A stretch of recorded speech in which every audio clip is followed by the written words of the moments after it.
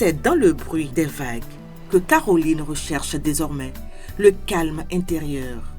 Là, face à l'horizon, elle tente de faire taire les souvenirs qui la poursuivent.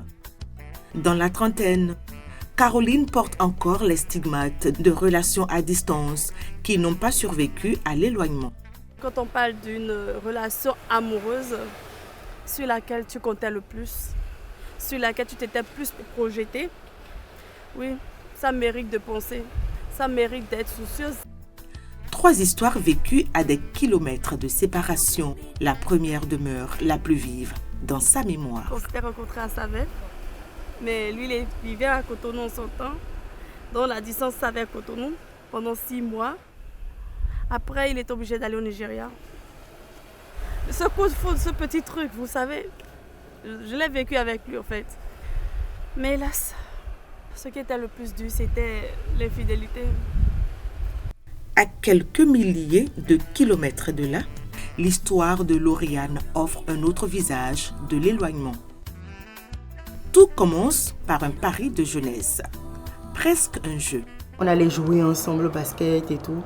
Donc du coup, on faisait des paris bêtes, on faisait les paris d'enfants. Un jour arrivé où j'étais en train de le battre et dans mon grand ego, je lui ai dit « Tu ne pourras jamais me battre » parce que j'étais quasi à la fin.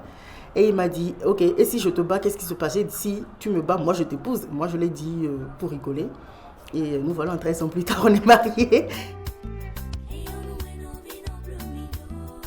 Après lui, il est reparti aux États-Unis, chacun a vaqué à ses occupations. Moi, je suis allée en Europe pour mes études, mais on était quand même en contact.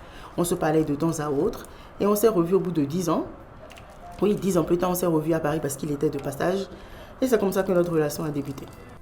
Eufred relève le défi et, contre toute attente, lui passe la bague au doigt. Aujourd'hui mariés, ils vivent pourtant séparés. Mais le couple a appris à adopter la solitude, à transformer la distance en force plutôt qu'en fracture. Il faut beaucoup de volonté, il faut de la disponibilité, il faut énormément de communication. Et savoir prendre sur soi, énormément de communication aussi, parce que ce n'est pas toujours facile. On est sur 2 continents différents. L'amour à distance, mythe moderne ou réalité tangible, si certains y voient un obstacle infranchissable, d'autres y trouvent le terreau d'une complicité réinventée. La confiance et la communication sont présentées comme les piliers d'une architecture qui demeure tout de même fragile.